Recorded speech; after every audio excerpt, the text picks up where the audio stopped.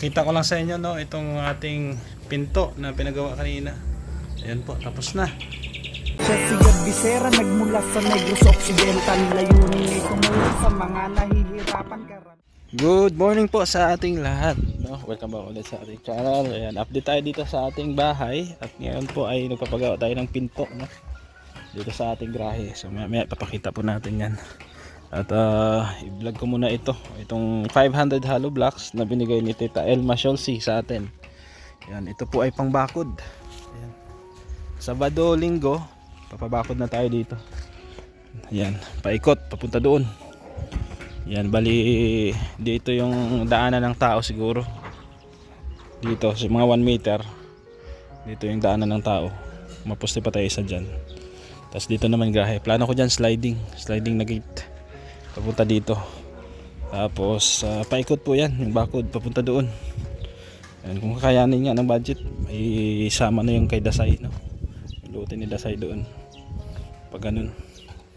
Para isang gastusan na lang. So sakayanin lang, no?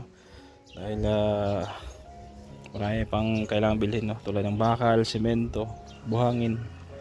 At itong hollow blocks ano na, sa 6,000 na to eh. 6,000. Tapos itong pinto na pinapagawa natin, ano to, sliding door. Mahal pala ang mga accessories nito. Umabot tayo ng 11,000. Mahigit. Oo. So ayan po. Yan, kinakabit na po ni Romnick.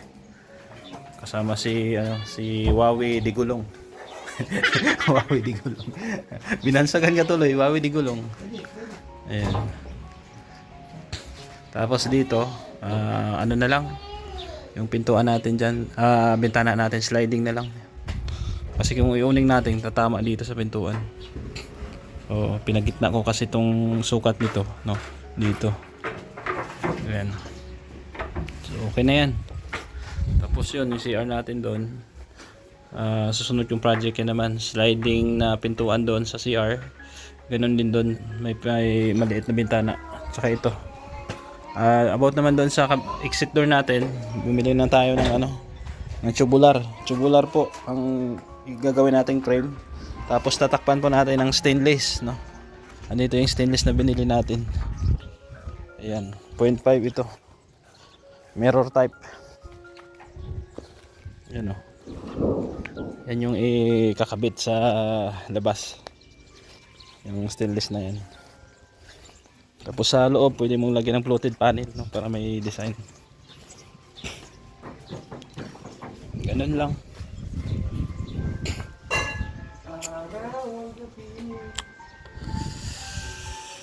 Medyo mahirap lang ikabit ito kasi marami ka pang i-assemble tulad niyang railings na yan, lagay ng gulong. Tapos may binubulkanize pa ang gulong yan. Oh, binubulkanize pa ang gulong pag naplatan. Ayan. Nililibay lang dito kasi hindi siya wala sa hulog. So kailangan pit na pit siya. Ayun, may awang pas yung konti.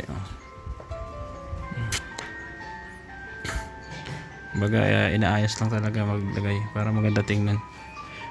Dito namin nilagay sa labas kasi ang gusto ni admin maglagay pa ng isang outlet, no, dito sa likod. So kung doon ilagay sa loob, tatamaan yung outlet or switch diyan. So dito na lang sa labas. So magpo-flooring pa naman kami dito, no? Kung may budget na. May flooring. Flooringan pa naman to. Yan. So tuloy-tuloy lang sa pagkakabit ang ating Romnick Sarmenta ng Dait. Sana all. At magandang panahon, no? Magandang panahon dito sa Dait ngayon. Oh, maliwalas. Mainit nga lang. Pero kaya naman.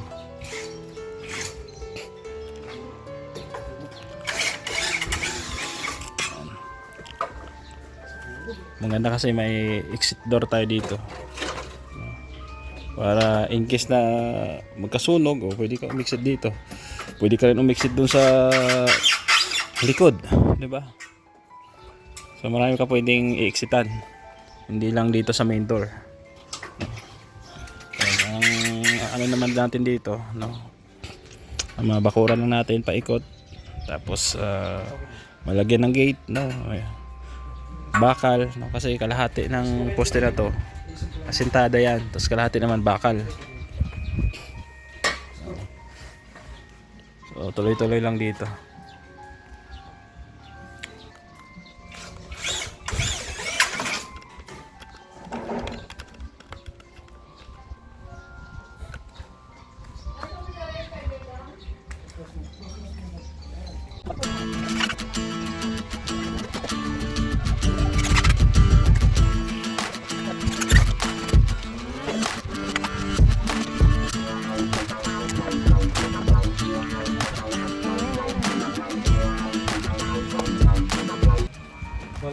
Wala eh.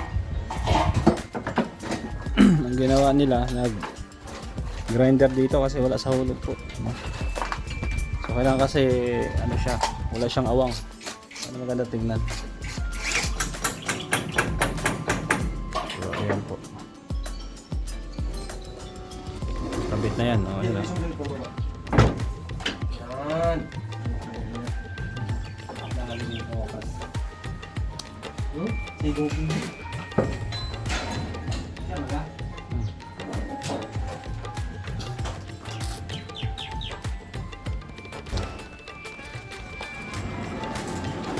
Good. Yeah. Kala mo may stopper na, ha?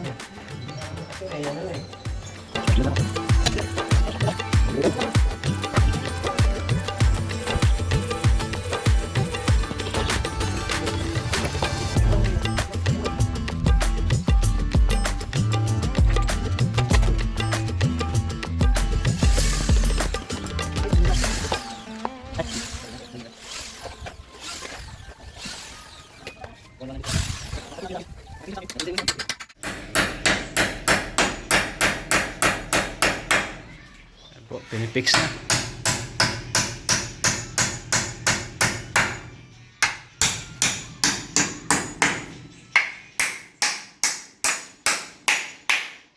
Yun. Testing. Sobrahan. Ingat mo lang konti.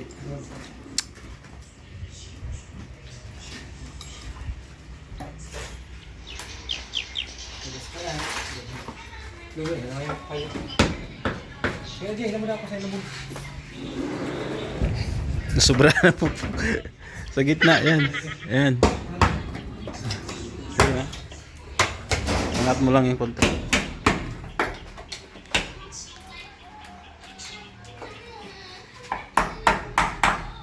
Yan. Skin putan lang yan.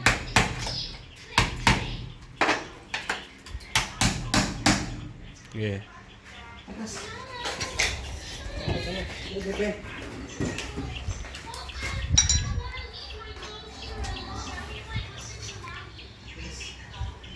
So okay na po, na-fix na namin, nasa hulog na. Ano nga lang kami, nag-cutting lang kami dito, grinder. So sa mga awang dyan, skim coat na lang natin. Yan, testing mo na yan, ayun, oh. O, diba? Ayos na, ayos na. Dito yung lock ilalagay. Yan. So, silipin natin sa loob. Buksan mo daw, Jay. Buksan mo daw. Yan, pasok tayo sa loob. Yan. Lock na lang ang kikabit natin. Dito. Yan. Yan yung lock.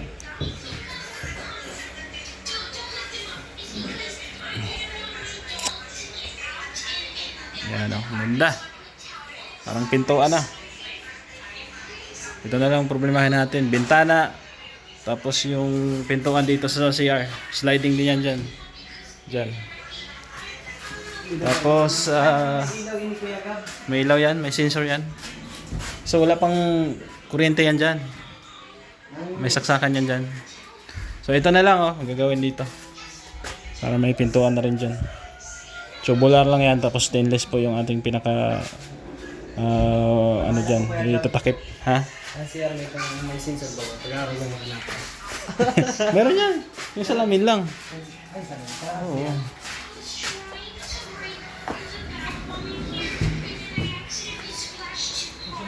Ayos. Kapit na lang natin yung lock. Para hindi na tayo pasukin ng aswang. Kaya ito agad pataas. Ha? Ano ba yan? Standard? Ha? Ito lang yan. 55 yan? Ito lang yan sa loob. Ito lang. Standard naman yata yan.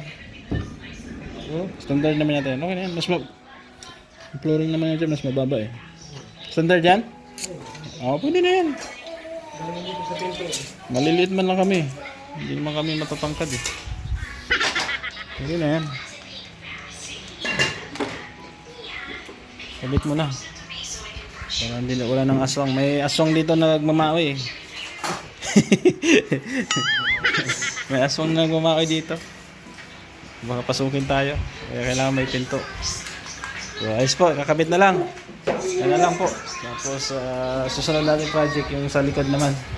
Yung pinaka-frame ng ano, tapos lalagyan ng stainless yan. Ayan na, pinakabit na yung lock. Hindi na makapasok ng aswang na ito. Kilala mo yung aswang dito sa Purukuno? Nagmumura yun, mumurahin ka nun.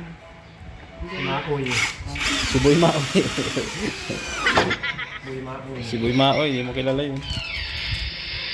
Boy Makoy. Mahilig pati sumayaw yung aswang na yun.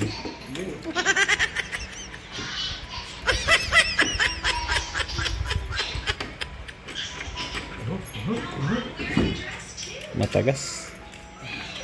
Baka hindi na ano, na shoot.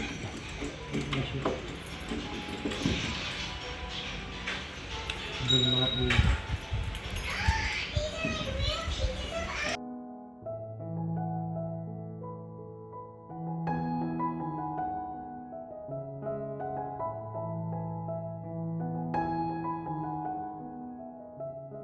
Pakita ko lang sa inyo no, itong ating pinto na pinagawa kanina. Ayan po, tapos na. Ayan, sliding door siya, no. Dito namin sa labas nilagay kasi hindi siya pwedeng ibisagra pa ganun kasi tatamaan yung kotse natin. Oo. Kung dito naman sa lubos, sa loob, pangit yung tingnan. So ginawa natin sliding na lang nasa labas. So okay na, ayan, may lock na pati oh. Oh. Yan, ganda. Oh. Wow! Diba? Ayos. So, skim coat na lang to, no? Tapos yung bintana, bukas mag-canvas kami ng bintana. Tapos pintuan dito, no, sa ating CR. Sliding naman din yung French type dito. Tapos bukas gagawin na rin yung ano dito, yung pintuan dito sa exit door natin. Ayan, may materials na tayo nabili. Maraming salamat talaga kay Tita Elma Sholsi, no, dahil sponsor niya po ito. Itong pintuan natin. Mahal lang kasi maraming accessories. Ito, binili natin to. Yan, kahoy. Tapos may mga gulong pa yan. Railings, mahal pa na yung railings na yan. 2.6 ang isa niyan. Tapos itong kahoy, nasa 12,000 din. Ang ginastos namin kasama tong pinto. Oh. Yan. So, lalagyan na lang to ng handle dito, hawakan, no, para madali siyang buksan. O ganun.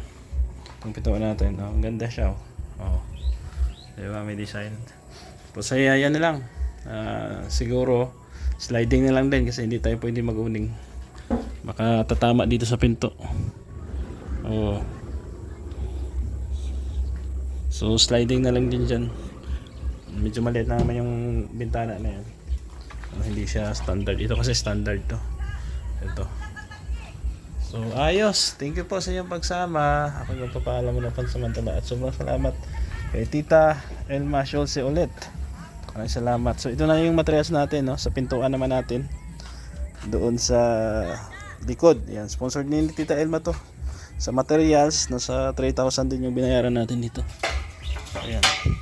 Kasi may stainless naman tayo na ilalagay, no. Ito yung pinaka-cover natin, stainless. 0.5 ang kapal nito. So ayan, stainless po yan. Yan po yung cover natin doon sa pinaka-pintuan. Ayos. So thank you, support kay Kuya Val Santos Matubang at nakalinga from sa inyong lingkod Kabisera. Siya si Bisera nagmula sa Negros Occidental. Layunin ay tumulong sa mga nahihirapan karamihan.